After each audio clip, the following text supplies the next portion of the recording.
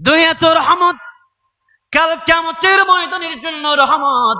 তাই আল্লাহ রাব্বুল আলামিন বললেন, একালেও যেমন নবী রহমত, পরকালেও নবী রহমত। তাই গুনাহ তো আমরা করি, কিন্তু নবীর ভালোবাসার কারণে কিয়ামতের ময়দানে কোটি কোটি উম্মত আল্লাহর তরি জান্নাতের ভিতরে প্রবেশ করবে। জোরে কোন সুবহানাল্লাহ। সেজন্য নবীকে ভালোবাসি কথাটা শুধু মুখে বললেই হবে না, নবীর ভালোবাসা যদি অন্তরে থাকে ওইটা কাজে কর্মে প্রমাণ করতে হবে। আমার নবীজি যেমন আমার নবী মিষ্টি ভালোবাসতেন, তেমন আমার নবী জিহাদকেও ভালোবাসতেন, ইসলাম কায়েম করা, দিন কায়েম করা পছন্দ করতেন। তাই একজন কবি বলছেন, সুন্নাত নয় শুধু দাওয়াতের মেহমান, সুন্নাত নয় শুধু খাওয়া শেষ মধুপান, আরো কিছু সুন্নাত আছে তুমি জানো কি, জানলেও জীবনে কখনো তা মানো কি। ঠিক না? সুন্নাত শুধু নয় বকরি চড়াতে যাওয়া, আর সুন্নাত হলো পাথরের আঘাতে খাওয়া। মুহাব্বতে তাই খালিদ ওমর আলী আবু বকরের মতো পাশে থাকো কি, আর কিছু সুন্নাত আছে তুমি জানো কি, জানলেও জীবনে কখনো তা মানো কি। এই জন্য সুন্নাত যদি মানতে হয়, ইসলাম যদি মানতে হয়, কোরআন যদি মানতে হয়, তাহলে অর্ধেক মানবেন না পরিপূর্ণ মানবেন? আল্লাহ কোনটা বলছেন? হ্যাঁ, আল্লাহ বললেন, ইয়া আইয়ুহাল্লাযীনা আমানু দুখুলু ফিস-সিলমি কাফা ওয়া লা তাত্তাবি'উ খুতুওয়াতিশ শাইতান ইন্নাহু লাকুম আদুউম মুবিন।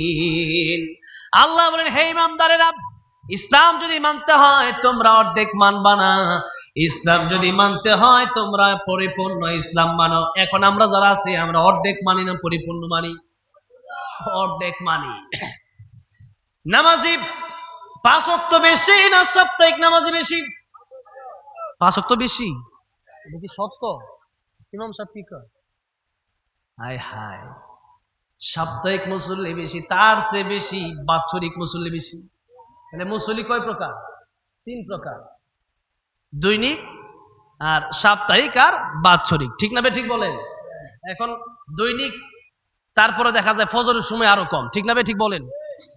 আল্লাহ, তাহলে আল্লাহ বলছেন যদি মানব পরিপূর্ণ মানব, অর্ধেক মুসলিম হতে আল্লাহ নিষেধ করলেন।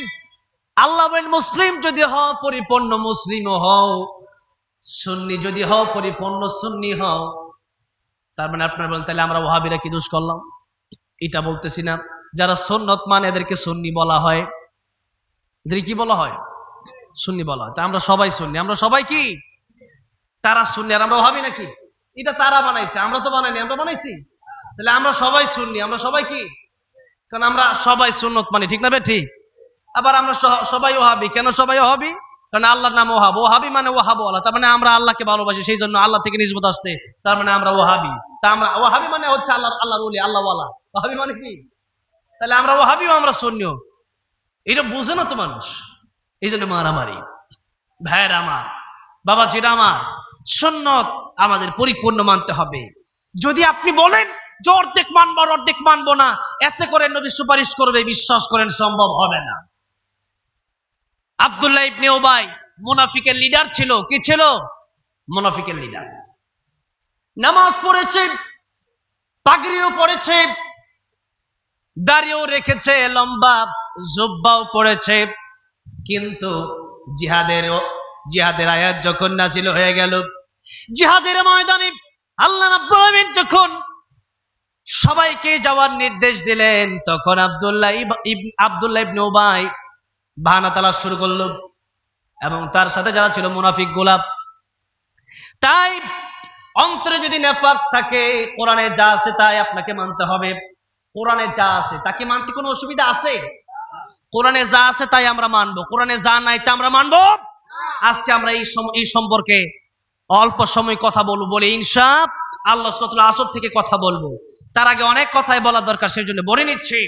আমাদের এখন নামাজ আমরা পড়ি, আমরা কোরআন বিশ্বাস করি, আমরা রাসূল সাল্লাল্লাহু আলাইহি সাল্লামের সুন্নতকে আমরা ভালোবাসি। তবে কথা হচ্ছে যে আমরা যদি প্রতিবাদী না হই, ঈমান দীপ্ত আওয়াজ যদি আমাদের জবান দিয়ে বের না হয়, আমরা যদি আমাদের সামনে দিয়ে যদি দেশ নিয়ে যায়, আমাদের সামনে থেকে যদি মুসলমানদেরকে গুলি করা হয়, তখন যেন আমরা বসে না থাকি। সেই জন্যই এত লম্বা সময় ধরে ঈমান দীপ্ত আলোচনা, এত লম্বা সময় ধরে জিহাদমুখী আলোচনা, এত লম্বা সময় ধরে দ্বীন কায়েমের আলোচনা আপনাদের সামনে করছি। আমার আলোচনার মাঝখানে একটা সিরিজ আমার কাছে আসছে, যদিও আমি এটা এমনিও হয়তো বলতাম। আপনাদের এলাকার নাম কি? হ্যাঁ, আচ্ছা, দেওয়ানবাগ, ঠিক না ভাই? ঠিক, আলহামদুলিল্লাহ। আমি যতটুকু জানি দেওয়ানবাগের পক্ষে মনে হয় এলাকার কোনো লোক নাই, দুই একটা থাকলে ভিন্ন কথা। এখানে দিছে দেওয়ানবাগী ভন্ডর বিরুদ্ধে কিছু বুইলা জানো, তো এইটাই তো দেওয়ানবাগ। দেওয়ানবাগ এটা না, এই যে দেওয়ানবাগ। তো এখন তো দেওয়ানবাগ নাই, যখন এই দেওয়ানবাগী ছিল তখনও তার বিরুদ্ধে আমি বলছি। যারা আল্লাহ বাদ দিয়া, যাদের নিজের কদমে মানুষকে যারা সিজদা করায়, এরা পীর না ভণ্ড? শুধু ভণ্ড নয়, আল্লাহ পৃথিবীতে যত নবী রাসূল পাঠিয়েছেন তাদেরকে বলেছেন, আল্লাহ বলেছেন আমি যত রাসূল পাঠিয়েছি তাদেরকে বলেছি ওয়ালাকাদ বাসনা ফি কুল্লি উম্মাতির রাসূলান আন ইউবুদুল্লাহা ওয়াজতানিবুত তাগুত। আল্লাহ বলেছেন, ও পৃথিবীর নবীরা রাসূলরা, আপনারা দুটি জিনিসের দাওয়াত দিবেন। একটা হচ্ছে এক আল্লাহর ইবাদত করতে হবে, আরেকটা হচ্ছে তাগুত বর্জন করতে হবে। আল্লাহ ছাড়া যার পায়ে সিজদা করা হয়, যাদের কবরে মানুষ মাথাকে ঝুঁকে দেয়, এই সবগুলোই হচ্ছে তাগুত। এই সবগুলা কি তাগুত? দেওয়ানবাগে ছিল একটা বড় তাগুত, এবং আমার মনে হয় শয়তানও তাদেরকে ভয় পাইত। এই দেওয়ানবাগে, এই বাংলাদেশে লক্ষ লক্ষ মানুষকে এই দেওয়ানবাগী, বন্ড দেওয়ানবাগী তার কদমে সিজদা করাইছে, ঠিক না ভাই? ঠিক বলে। আল্লাহ বললেন পৃথিবীতে যত বড় গুনাহ আছে, সবচেয়ে বড় গুনার নাম হলো শিরকের গুনাহ। সবচেয়ে বড় গুনার নাম কি? শিরকের গুনাহ। তাই লুকমান হাকিমের নামে আল্লাহ যখন সূরা নাজিল করলেন, লুকমান, সূরা লুকমান 21 নম্বর পারা 11 নম্বর পৃষ্ঠায় আছে। আল্লাহ পাক বলছেন, লুকমান হাকিম তার সন্তানকে বলছেন, ওয়া ইদ ক্বালা লুকমানু লিবনিহি ওয়া হুয়া ইয়াইদুহু ইয়া বুনাইয়া লা তুশরিক বিল্লাহ ইন্নাশ শিরকা লাযুলমুন আযীম। ও সন্তান, তোমাকে আমি অনেক নসিহত করছি, তার মধ্যে প্রথম নসিহত হচ্ছে তুমি শিরিক করবা না। কারণ পৃথিবীতে যত গুনাহ আছে, সবচেয়ে বড় গুনার নাম হচ্ছে শিরকের গুনাহ। কিসের গুনাহ বলেন? শিরকের গুনাহ। মানুষ দেখেন, একজন মানুষ, একটা উদাহরণ আমি আপনাদের সামনে দিচ্ছি। জন্মগত পিতাকে বাদ দিয়া অন্য মানুষকে যদি বাপের সামনে শুধু বাপ ডাকে, আর বাপকে যদি বাপ না ডাকে, তাহলে বাপ কি খুশি হবে, নারাজ হবে? কেন? যে আমি জন্ম দিয়েছি। স্ত্রী আর স্বামী, স্ত্রী যদি রাগ করে, তখন স্বামী দেখা গেছে জিজ্ঞাসা করে কেন রাগ করছো। এখন স্ত্রী যদি আমার শাড়ি লাগবে, আমার একটা স্বর্ণের চেইন লাগবে, স্বামী তার যদি টাকা পয়সা থাকে সে দিতে পারে। কিন্তু দেখা গেছে স্ত্রী যদি বলে যে অমুক এলাকার একটা ছেলেকে আমার খুব ভালো লাগে, তার সাথে একটু ঘুরতে চাই, বলেন স্বামী কি খুশি হবে? ঠিক তেমনি ভাবে আল্লাহর সাথে যদি পৃথিবীর কোন মানুষ কাউকে শরীক করে, আল্লাহ রাব্বুল আলামিন আরশে আযীম কাঁপা শুরু হয়ে যায়। আল্লাহ রাব্বুল আলামিন এমন কষ্ট পান, পৃথিবীতে এত কষ্ট কোনো কাজেই আল্লাহ পান না। তাই আল্লাহ রাব্বুল আলামিন বললেন, শিরিক যারা করবে, আল্লাহ বাদ দিয়ে অন্য কোনো পীরের পায়ে, কোনো কবরে, কোনো মাজারে যারা সিজদা করবে, আল্লাহ বলছেন কিয়ামতের ময়দানে, আল্লাহ বলছেন জান্নাত তাদের জন্য আমি আল্লাহ রাব্বুল আলামিন হারাম করে দেব, ওয়া মাওয়াহুন নার, এবং জাহান্নাম তাদের জন্য আমি আল্লাহ ওয়াজিব করে দেব। জান্নাত হারাম হয়ে যাবে, জাহান্নাম ওয়াজিব হয়ে যাবে। কিসের কারণে? শিরকের কারণে। আল্লাহ রাব্বুল আলামিন আরেক আয়াতের ভিতরে বলছেন, ইন্নাল্লাহা লা ইয়াগফিরু আন ইউশরাকা বিহি ওয়া ইয়াগফিরু মা দুনা যালিকা লিমান ইয়াশা ওয়া মান ইউশরিক বিল্লাহি ফাকাদ ইফতারা ইসমান আযীমা। এই পৃথিবীতে মানুষ যত গুনাহ করুক না কেন কিয়ামতের ময়দানে একটা গুনাহ ব্যতি রেখে আমি আল্লাহ রাব্বুল আমিন সব গুনাহ মাফ করে দিব। জোরে কোন সুবহানাল্লাহ। আল্লাহ বলেন একটা গুনাহ ব্যতি রেখে সব গুনাহ কি করবেন? আল্লাহ মাফ করে দিবেন। কারণ আল্লাহর নাম রহমান, আমরা নাফরমান। আল্লাহ আল্লাহ আল্লাহ রহমান, আমরা গুনাহগার, আল্লাহ গফফার।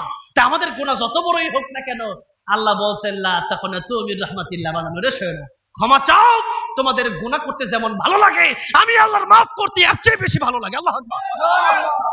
তাহলে আমরা কেন ক্ষমা চাবো না? কিন্তু আল্লাহ বলছেন বান্দারে দেখো, তওবা করলে তো দুনিয়াতে শিরিকের গুনাহ আমি আল্লাহ মাফ করে দেব, শিরিক করলেও দুনিয়াতে তওবা করলে মাফ করা। কিন্তু এই আয়াতটা আসছে পরকালের ব্যাপারে, অর্থাৎ পরকালে যদি কেউ তওবা না করে মারা যায়, নবী যদি সুপারিশ করে আল্লাহ মাফ করে দিবে। জোরে কোন সুবহানাল্লাহ। আলেমরা সুপারিশ করলে আল্লাহ মাফ করে দিবে। জোরে কোন সুবহানাল্লাহ। আমার যুবক ভাইরা, আলেমদের সাথে সম্পর্ক ভালো। আল্লাহ নবী বলেছেন জান্নাতে যাওয়ার রাস্তা চারটা। জোরে কোন কয়টা? নবী বলেছেন কোন আলেমান, আলেম হও, পারো নাই? নবী বললেন আও মুতাআল্লিমান, আলেমের ছাত্র হও, তাও পারো নাই। আও মুস্তামিআন, আলেমের কথা শোনো, তাও পারো নাই। আলেমকে মনে প্রাণে ভালোবাসো, তাতে করে কিয়ামতের ময়দানে তোমার জন্য জান্নাতের পথটা সহজ হয়ে যাবে। আর যদি আলেমকে ঘৃণা করো তাহলে কিয়ামতের ময়দানে লা তাকুন খামিসান ফাতাহলিক, নবী বললেন তুমি ধ্বংস, তুমি কি ধ্বংস হয়ে যাবে। সুতরাং নবীর কথা সত্য না মিথ্যা? নবীর চেয়ে সত্যবাদী পৃথিবীতে আর কেউ আছে? জরুরি কেউ আছে? সেই জন্য কিয়ামতের ময়দানে আলেমদের সুপারিশ কাজে লাগবে, নবীর সুপারিশ কাজে লাগবে, কিন্তু কোন মুশরিকের ব্যাপারে নবীর সুপারিশও কাজে লাগবে, কোন আলেমের সুপারিশ কাজে লাগবে না। কারণ আল্লাহ বললেন যে ব্যক্তি মুশরিক, কোরআনের সরাসরি আয়াত, আল্লাহ বলছেন মান ইউশরিক বিল্লাহ ফাকাদ হারামাল্লাহু আলাইহিল জান্নাহ ওয়া মাওয়াহুন নার। আল্লাহ বলেন জান্নাত আমি আল্লাহ তার জন্য হারাম করে দিলাম, জাহান্নাম আমি আল্লাহ তার জন্য, কেবল জাহান্নাম চিরজীবনের জন্য তার জন্য ওয়াজিব করে দিলাম। কার কথা? আল্লাহর কথা। তাহলে শিরিক এটার চেয়ে বড় গুনাহ পৃথিবীতে আল্লাহর কাছে আর নেই। তাহলে শিরিক এটা হচ্ছে একটা বড় ধরনের শিরিক, যারা এই পৃথিবীতে আল্লাহকেও মানলো। আমাকে ইন্ডিয়াতে, আপনারা অনেকে জানেন, আমি যখন প্রায় 2 বছর আগে ইন্ডিয়াতে আলোচনা করতে গেলাম, প্রায় 7-8 বার গেলাম। শেষবার আমি যখন চলে আসবো তখন আমাকে গ্রেফতার করলো আসার আগেই। তো গ্রেফতার করার পর জিজ্ঞাসা করলো গতকাল যে মাহফিল করলেন, এই মাহফিলে আপনি আল্লাহর কথাই তো বলছেন? বলছে আল্লাহর কথা বলছি। তাহলে আমরাও তো আল্লাহরে মানি। দেখেন, হিন্দুরা কিন্তু আল্লাহরে মানে, আপনারা কি জানেন কি জানেন না আমি জানি না, হিন্দুরা কিন্তু আল্লাহরে মানে। ওরা বলে যে উপরওয়ালা, আমরা আল্লাহ বলি, তারা কি বলে? উপরওয়ালা। তারা জানে যে আল্লাহ আছে, কিন্তু তারা জানে আল্লাহর সাথে আরো কয়েক কোটি খুদা আছে। এখন দেখেন তাদের বিশেষ হলো এটা। এখন আপনি যদি চিন্তা করেন আল্লাহ যা পারে আমার বাবাও মনে হয় তাই পারে, আল্লাহ যা পারে আমার পীর সাহেব তাই পারে, আল্লাহ যা পারে হুজুর মনে হয় তাই পারে, এই কথা যদি আপনি বিশ্বাস করেন ঈমান থাকবে? জোরে বল, ঈমান থাকবে? তাইলে হিন্দুর মধ্যে আর আপনার মধ্যে পার্থক্যটা কোথায়? তাহলে খ্রিস্টানের মধ্যে আর আপনার মধ্যে পার্থক্য কোথায়? বৌদ্ধ আর আপনার মধ্যে পার্থক্য কোথায়? তারা আল্লাহরেও মানে আবার মূর্তিরেও মানে, আর আপনি আল্লাহরেও মানেন আর একটা মানুষটাও মানেন। তা আল্লাহ তো বলতেছেন মাতলুব, এই পৃথিবীতে আমি আল্লাহ যাদেরকে সৃষ্টি করেছি তোমরা মানুষ, তোমরাও দুর্বল, ওই মূর্তিও দুর্বল। তাহলে আমাদের ব্যাপারে আল্লাহ বলছেন দুর্বল। তাহলে দুর্বল সে ব্যক্তি আমার কোনো উপকার করতে পারবে? পীর সাহেব আপেল পরা দিচ্ছে আর পানি পরা দিচ্ছে, কিন্তু পীর সাহেবের নিজেরই ছেলে মেয়ে হয় না, এমন পীর আছে না দেশে? অভাব নাই। সুতরাং নামাজ নাই, রোজা নাই, ওগুলো কি পীর হতে পারে নাকি? যেরকম পীর হতে পারে। সেই জন্য এগুলোর বিরুদ্ধে অনেক কথা ইনশাল্লাহ আমাকে একটু আগে মনে করে দিলে, আমার খেয়ালই ছিল না। আমি সাধারণভাবে অনেকদিন ধরে মাহফিল, আর এই এলাকা তো এখন আলহামদুলিল্লাহ অনেক ভালো। এখানে যারা এলাকাবাসী যারা আছেন প্রায় মানুষই এই দেওয়ানবাগ থাকতেই তাদের বিরোধিতা করছে, কিন্তু কাজে আসে নাই। কারণ হচ্ছে উপরে হাত ছিল ওই স্বৈরাচার গোষ্ঠীর সাথে, ঠিক না? ঠিক। তারা চাইতো দেশে কিভাবে, এই দেশে কিভাবে শিরিক বাড়ানো যায়। কারণ শিরিক বেদাত আর এই পীরগুলারে বাড়াতে পারলেই আসল হক্কানি আলেমদের জবানগুলা তারা মনে করতো যে বন্ধ হবে। কারণ এই দিক দিয়া বলবে না ওই দিক দিয়া বলবে, কিন্তু বন্ধ করতে পারে নাই। এবার তো স্বৈরাচার গেছে, এখনো দেখছেন তো অবস্থা, দেখছি সব ভাঙ্গা চুরমার করে দিছে। এখন আর সেই ক্ষমতা নাই। এগুলো তো আমার আল্লাহর ফয়সালা, আমার আল্লাহ যেই ফয়সালা করবেন ওটাই চূড়ান্ত হবে, ঠিক না বেঠে? পাকিস্তান আর ভারতের যুদ্ধে হয়তো একটু দেরি হচ্ছে, পাকিস্তানি বিজয় হবে ইনশাআল্লাহ। ফিলিস্তিন আর ইসরায়েলের যুদ্ধে ফিলিস্তিন বিজয় হবে ইনশাআল্লাহ। শুধু ফিলিস্তিন নয়, তামাম পৃথিবীতে মুসলিমরাই বিজয় হবে ইনশাআল্লাহ, ঠিক না বেঠে?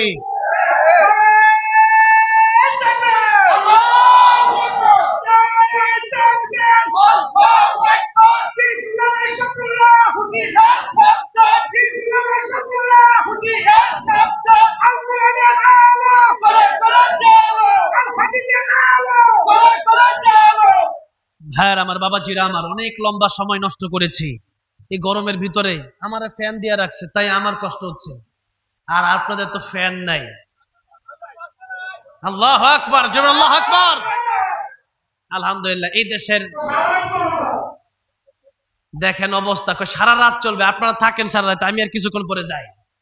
এবার দেখেন অবস্থা। এরপরে আকরাম ভাই বলছে গজল গাইতে হবে, শুনবেন? আবার আজানও নাকি দিতে হইবে, ওইটাও দিমু। আচ্ছা যাক, ইনশাল্লাহ মদিনার মাটির আল্লাহ, আমার তো এবার তো বড় হজে যাচ্ছি ইনশাল্লাহ।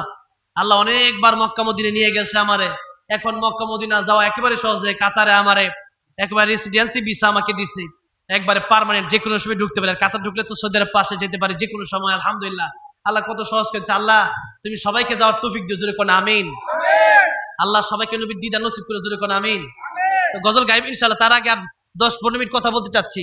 আসলে শীতের সময় ওয়াজ মাহফিল একটু লম্বা টাইম হয়, আর আমি আগেই বলে নিচ্ছি আজকে আমি ওয়াজ করবো না, আপনাদের দোয়া নিতে আসছি। আর আমার শ্বশুর বাড়ির এলাকা, সেই হিসাবে একটু আসছি, নাহলে তো হয়তো আসা হইতো না। আর আকরাম ভাই জোর করে দিয়েছে। আকরাম ভাই হচ্ছে আমার সাংস্কৃতিক সংগঠনের কর্মী, অনেক আগের, প্রায় 10 বছর আগে। আমি তো এই মাঠে তো প্রায় 14-15 বছর ধরে, নাকি বলেন, প্রায় 14-15 বছর, সেই 2010 সালে স্টেজে উঠছিলাম। এরপর থেকে আলহামদুলিল্লাহ এই যে স্টেজই আছে, এখন চাইলেও স্টেজ থেকে সরতে পারি না। এখানে আসার পরে কত মানুষ যে কত প্রোগ্রাম নিচ্ছে হিসাব নাই। গাড়িতে উঠছি প্রোগ্রাম, আসার আগেও আমাকে আজকের যিনি মেহমান ছিলেন সাইফুল্লাহ সাহেব, ওনার মাদ্রাসায় গিয়ে বাচ্চাদেরকে একটু তেলাওয়াত শিখাই আসলাম, কথা বলে আসলাম। এখানে আসছি, আগামীকাল মাহফিল কথা ছিল বিবারিয়া, এখন আর সেখানে একটা মাহফিলটা ক্যান্সেল হয়ে গেছে। প্রতিদিন এর পরের দিন প্রোগ্রাম আছে গাজীপুরে। এখন প্রতিদিন কথা বলতে হয় দেশে, দেশের বাহিরে। এখন আর শুট আর কোনো সিস্টেম নাই, ঠিক না বে ঠিক বলেন? আর আলহামদুলিল্লাহ যেন এই কোরআনের পথে আমাকে সারা জীবনই রাখে, বলেন আমি। এর চেয়ে মর্যাদার আর কি আছে? একটা এমপি মর্যাদার এত মর্যাদা আছে নাকি? আছে? আমাদেরকে মানুষ মন থেকে ভালোবাসে, যে আল্লাহর কোরআনের জন্য ভালোবাসে, ওইটাই হচ্ছে আসল ভালোবাসা, যেরকম ঠিক না বেটি? এই ভালোবাসাটা, এটার মূল্য হয় না। এই জন্য নবীজি বলেছেন, মানা হাব্বা লিল্লাহি ওয়া আবগাদা লিল্লাহি ওয়া আতা লিল্লাহি ওয়া মানা লিল্লাহ। কাউকে ভালোবাসবা কার জন্য? কাউকে ঘৃণা করবা কার জন্য? আল্লাহর জন্য। কাউকে কিছু দিবা, মসজিদে মাদ্রাসা দান করবা কার জন্য? আল্লাহর জন্য। আবার কখনো দান করবা না, গান বাজনার আয়োজন দান করবা না, খারাপ কোন মাজারে দান করবা না, ওইটাও কার জন্য? আল্লাহর জন্য। তাহলে কি ফাকাদ ইসতাকমালাল ঈমান, তাহলে ঈমান পরিপূর্ণ, এটা বোঝা যাবে। তাহলে আসুন আরেকটু অল্প সময় সূরাতুল আসর নিয়ে কথা বলতাম, কিন্তু এর মাঝখানে এই স্লিপ এটা ওটা নিয়ে অনেক কথা বলতে হলো। এখন যাই হোক, ইনশাআল্লাহ এলাকায় যেতে আসছি। আর এই নারায়ণগঞ্জ তো আমি সানার পরে লম্বা সময় ধরে, এরপরে এই নারায়ণগঞ্জে এই অনেকগুলো মাদ্রাসায় আমাকে আগামী এই 2026 সালের জন্য আমাকে দাওয়াত করা হয়েছে। আমি আসবো ইনশাআল্লাহ, আপনাদের সাথে আরো দেখা হবে ইনশাআল্লাহ। আজকে শেষ না, তবে সূরাতুল আসরের তাফসীর মনে হয় আর করতে পারবো না আজকে। 11:30 তো বেজে গেছে, আমার টাইম 11:30 পর্যন্ত করবো। সূরাতুল আসর, আল্লাহ বললেন কারা ক্ষতিগ্রস্ত আর কারা লাভবান, এই দুইটা মানদণ্ডটা ঠিক করলেন। আদম আলাইহিস সালাম থেকে কিয়ামত পর্যন্ত পৃথিবীতে যত মানুষ আসবে, এই সবার জন্য একটি সূরা, কারা সফল আর কারা ক্ষতিগ্রস্ত, এই দুইটা কথা আল্লাহ বুঝাতে চান। এই দুইটা বিষয় বুঝে এরপর ইনশাআল্লাহ আমরা বাকি ফাংশন গুলোতে যাব, ঠিক না বেঠিক? আল্লাহ বললেন ওয়াল আসর, সময়ের কসম। ওয়াওটা হচ্ছে ওয়াবে কসমিয়া, আসর মানে হচ্ছে সময়, ইতিহাস, মানুষের জীবন। আল্লাহ রাব্বুল আলামিন আসরের আগে বলেন ওয়াল আসর। আরবিতে কসম করা যায় 3 শব্দের মাধ্যমে, আল্লাহি, বিল্লাহি, তাল্লাহি। আমরা কসম কাটি মাঝে মাঝে, কেন? একটা কথাকে শক্তিশালী, মজবুত, দৃঢ় করার জন্য আমরা কসম কাটি। তবে আমরা যখন কসম কাটি তখন কার কসম কাটি? আল্লাহর নামের কসম ছাড়া আর কোন কসম কাটা জায়েজ না, হারাম। এজন্য মাঝে মাঝে আমরা বলি বাড়ির কসম, গাড়ির কসম সম্পূর্ণ হারাম। কেন? আমরা যখন কসম কাটি তখন শ্রেষ্ঠত্বের উপর কসম কাটি, সবচেয়ে বেশি মহান যিনি তার কসম কাটি, সবচেয়ে বেশি বড় যিনি তার কসম কাটি। এখন সবচেয়ে বড় কে? যেরকম কে? এই জন্য জন্ম হওয়ার পরে কানে, ডান কানে আজান, কি বলা হয়? আল্লাহু আকবার। আর ইকামত দেওয়ার সময় কি বলা হয়? আল্লাহু আকবার।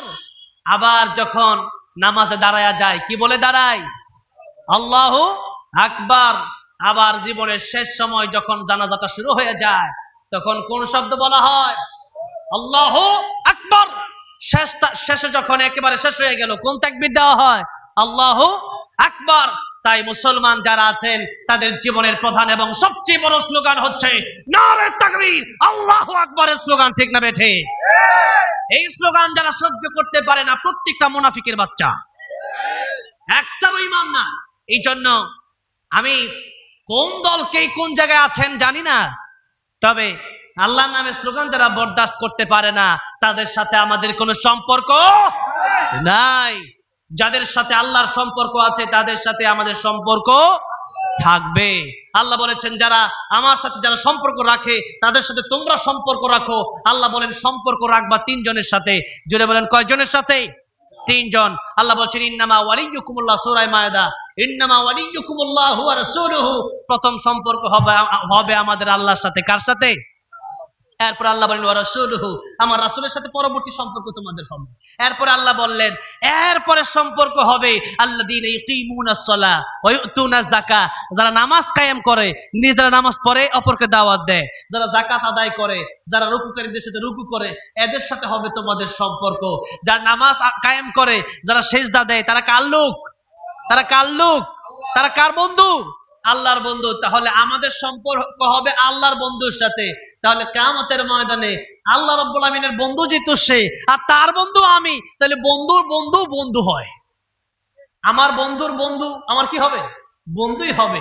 সেই জন্য আল্লাহ রাব্বুল আমিনের সাথে সম্পর্ক যাদের, তাদের সাথে আমাদের সম্পর্ক থাকবে, বলি ইনশাআল্লাহ। এবার আসেন সবচেয়ে বড় আল্লাহ